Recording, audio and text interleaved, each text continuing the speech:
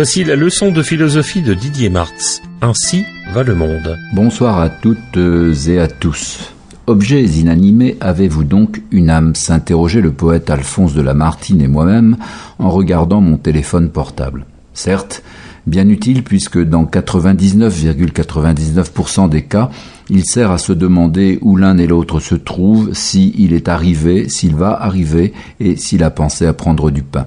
On va me rétorquer que néanmoins il peut s'avérer salutaire dans le 0,01% qui reste, notamment lorsque nous sommes pris dans une avalanche ou perdus en mer, ce qui est fréquemment le cas sur la place d'Erlon à Reims ou la place du Cal à Charleville-Mézières.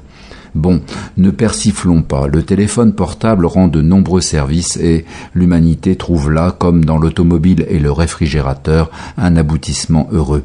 L'un et l'autre participent de ce mouvement général d'équipement et de suréquipement des individus pour prévenir les risques et surtout leur rendre la vie plus facile. Voitures, véhicules de toutes sortes, machines à laver, sécher, essuyer, repasser, téléphone, télévision, ordinateur, tout un monde d'objets vient progressivement s'interposer entre l'homme et la réalité si dure et si contraignante. Comme les béquilles aident l'individu accidenté à marcher, ces objets nous permettent de nous libérer et deviennent une sorte de prolongement du corps humain au point que nous ne pouvons plus nous en passer. C'est encore plus net pour le téléphone portable. Il est dans la poche, dans le sac, sur le cœur et sinon dans la main, toujours à portée de main. Le plus souvent, il est collé à l'oreille, donnant à l'individu une allure de penseur de Rodin sans la penser, ou bien encore, il est relié à la dite oreille par un cordon ombilical visible ou invisible qui nous relie à nous-mêmes. Le téléphone est sinon un supplément d'âme, au moins un supplément de corps. Il n'est ni une prothèse destinée à remplacer artificiellement un organe qui a été enlevé ou une fonction défaillante comme la prothèse de hanche, ni une orthèse qui assiste une structure articulaire ou musculaire défaillante. La fonction créant l'organe, le téléphone porté est un organe nouveau qui s'inscrit dans l'évolution de l'espèce.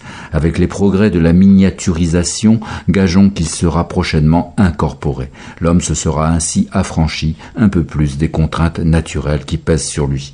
Mais comme l'invention du bateau contient son naufrage possible, l'homme recule en avançant. En se libérant par les objets, il accroît sa dépendance aux objets, finit par prendre l'accessoire pour l'essentiel, les vessies pour des lanternes. Et, si l'on veut y regarder de près, notez que dans le temps même où vous pensez vous rapprocher des autres et du monde entier par une communication ubit et orbi, tous azimuts, grâce au téléphone porté et autres ordinateurs, de fait, vous tenez les autres et le monde à distance, en faisant l'économie d'une communication proche, impliquante la communication qui oblige à une présence totale. Par un spectaculaire passage du sens propre au sens figuré, l'autre est ainsi tenu en respect, gardé à distance, pour l'empêcher de bouger par l'âme efficace du téléphone. Ainsi va le monde. Bonsoir.